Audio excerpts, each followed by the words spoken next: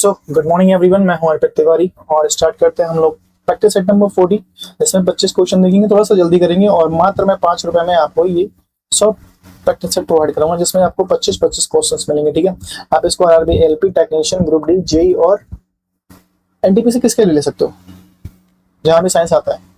तेरा पवन चक्की पवन की किस ऊर्जा का उपयोग करती है? उष्मीय, गतिज, तापीय, जलीय? इसका भाई गतिज ऊर्जा का प्रयोग करती है पवन चक्की। भारत की पवन बिजली उत्पादन क्षमता कितनी है भैया? 39.2 गीगावाट। ग्रहों की गति जॉन्स कैपलर कक्षाओं का नियम दिया था, क्षेत्रफल चालों का नियम दिया था और परिक्रमण कालों का प्रक्रम दिया था। क्या यदि किसी ध्वनि तरंग की आवृत्ति 50 हर्ट्ज है तो उसका आवर्तकाल, आवृत्ति कितनी? 50 हर्ट्ज। आवर्तकाल कितना होगा? यहाँ पे टी बराबर क्या होता है? T/2 आपका 1/n होता है, आपका बराबर 1 और ये हर्ट्ज कितना था? 50 दिया हुआ है। तो 50 को दशमलव लगाएंगे तो क्या हो जाएगा? 0 बढ़ाएंगे, फिर दशमलव लगाएंगे, फिर नहीं जा रहा तो क्या बढ़ेंगे? 0 लगाएंगे। 0 लगाएंगे भैया तो यहाँ 0 लगा देंगे, 2 बार ही चला जाएगा। कितना?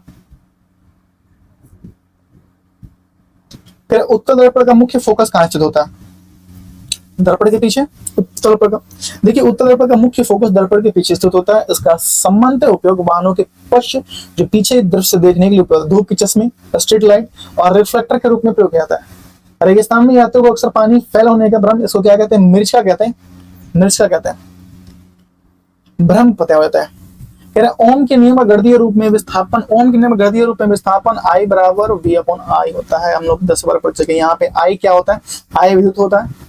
I क्या होती है? विद्युत धारा होती है। R क्या होता है? प्रतिरोध होता है। और V क्या होता है? V विभवांतर होता है। ठीक, क्वेश्चन नंबर आपको बताना है 7।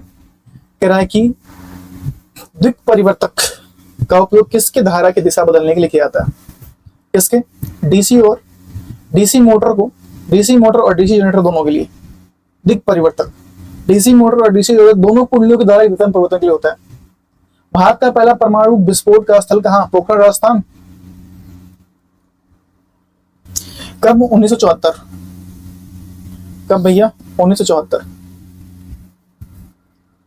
1974।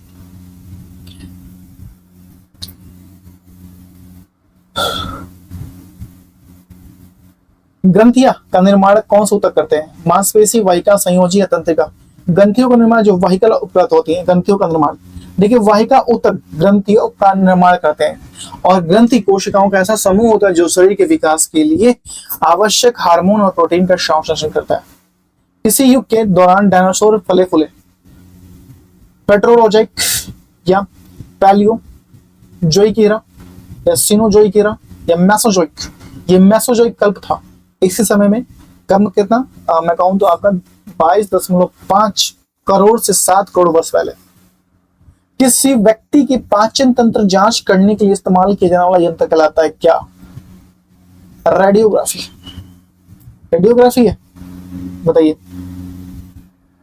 एंडोस्कोप द्वारा जांच किया जाता है, रेडियोग्राफी द्वारा नहीं। रेडियोग्राफी किसका होता है? रेडियोग्राफी का उपयोग चिकित्सा विभाग के एक्सरे के रूप में किया जाता है, अतः शरीर के आंतरिक ढांचे को समझने में सहायता करती है रेडियोग्राफी। एंडोस्कोप का उपयोग शरीर के आंतरिक अंगों की जांच के लिए किया जाता है, एंडोस्कोप का उपयोग। ठीक है, नेक्स्ट क्वेश्चन। क्वेश्चन नंबर आपको बताना है भैया 12। मानव में कोशिका गुच्छ ग्लोमेरुलस कहां पाए जाते हैं? मानव में कहां पे पाए जाते हैं भैया? ये वक्र किडनी में पाए जाते हैं, नेफ्रॉन जिसे बोलते हैं। वृषणों में कौन सा हार्मोन स्रावित होता है? कौन सा? टेस्टोस्टेरोन। टेस्टोस्टेरोन वृषण, पुरुष के एक जोड़ी वृषण होते हैं, ठीक है, उसमें पाया जाता है। थायरोक्सिन थायराइड ग्रंथि श्वास नली ग्रंथि होती है T4 के तहत, ठीक है। इंसुलिन अग्नाशय बीटा कोशिकाएं स्रावित करती हैं और एस्ट्रोजन जो होती है, ग्राफियन फॉलिकल जो होते हैं, एस्ट्रोजन स्रावित करते हैं। नेक्स्ट आपको बताना है भैया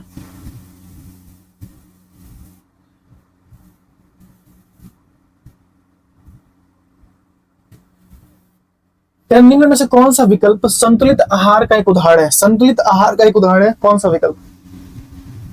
इनमें से एक जो है संतुलित आहार का उदाहरण है और वो कौन सा है? बताइए। दालें हैं कि नहीं? 14 नंबर क्वेश्चन बताना है। 14 नंबर क्वेश्चन कौन सा है? रोटी, दालें और सब्जियां एक संतुलित आहार है। रोटी दाल और सब्जी एक क्या है? संतुलित आहार है भैया। रोटी दाल और सब्जी क्या है? संतुलित आहार है।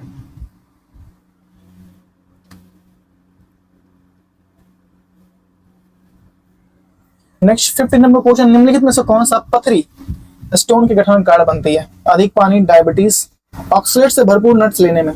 ठीक है, पथरी बनने वाले खाद्य पदार्थों का अधिक सेवन करने से। ये ऑक्सलेट से भरपूर अगर आप नट्स ले रहे हो, गठन नहीं है, अच्छा नहीं है पूछ रहा है, ये तो है खाद्य पदार्थों का अधिक सेवन, ये भी है डायबिटीज मिनट्स, ये नहीं है तो अधिक पानी पीना, इससे कम होता है।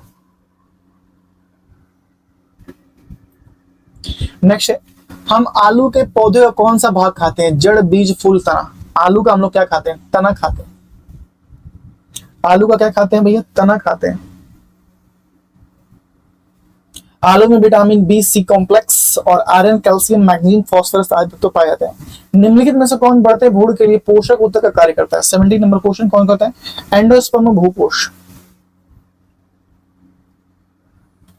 देखिए, द्विनिषेचन, डबल फर्टिलाइजेशन, एथिक संलयन और फलस्वरूप भ्रूणकोश में बने हुए त्रिगुणित केंद्रों में एक पोषक संरचना ऊतक का प्रवर्धन होता है, जिसे भ्रूणकोश एंडोस्पर्म कहते हैं। एंडोस्पर्म की दृष्टि से अत्यंत महत्वपूर्ण ऊतक है। आवृत्ति बीजियों में यह भ्रूण के विकास के लिए आवश्यक पोषक प्रदान करता है। 18 समानतः किस प्राणी की त्वचा को मोरक्को चर्म प्राप्त किया था? 18 नंबर क्वेश्चन, ये बकरी। 90 नंबर क्वेश्चन को बताना। 90 नंबर क्वेश्चन कहता है कि सामान्य द्रव्यमान संख्या लेकिन भिन्न परमाणु क्रमांक वाले परमाणुओं को किस रूप में जाना जाता है? 90 नंबर क्वेश्चन, आइसोबार या संभारी के रूप में जानते हैं। आइसोबार या संभारी के रूप में जानते हैं। अम्लीय वर्षा का पीएच मान कितना होता है? अम्लीय वर्षा का पीएच मान 5.6 से कम होता है। अम्लीय वर्षा, इस शब्द का सबसे पहले प्रयोग रॉबर्ट एंगस्ट्रॉम स्मिथ ने किया था। कब? 1872 में। नेक्स्ट, ये परमाणु संख्या 57 वाला तत्व लैंथनम किससे संबंधित है? लैंथनम जो होता है भैया, ये समूह किससे संबंधित है? डी ब्लॉक से संबंधित है लैंथनम। क्वेश्चन नंबर 22, क्या निम्नलिखित में से कौन सा अक्रिय गैस की आवर्त 5 में रखा है? एक अक्रिय गैस है, आवर्त 5 में रखा गया है, कौन सा? किस में? ये जिनोन जो है, इसको आवर्त 5 में रखा गया। 23, बायोगैस एक उत्कृष्ट ईंधन है क्योंकि इसमें 75% तक डैश तत्व मौजूद होते हैं। बायोगैस, कौन से तत्व मौजूद होते हैं बायोगैस में? 75% तक। इसमें मिथेनॉल CH4 मौजूद होते हैं। मिथेनॉल CH4 कह रहा है कि 5.8% एसिटिक एसिड को क्या कहा जाता है? सिरका कहा था। क्या? सिरका। सिरका का सूत्र क्या होता है आपका? CH3COOH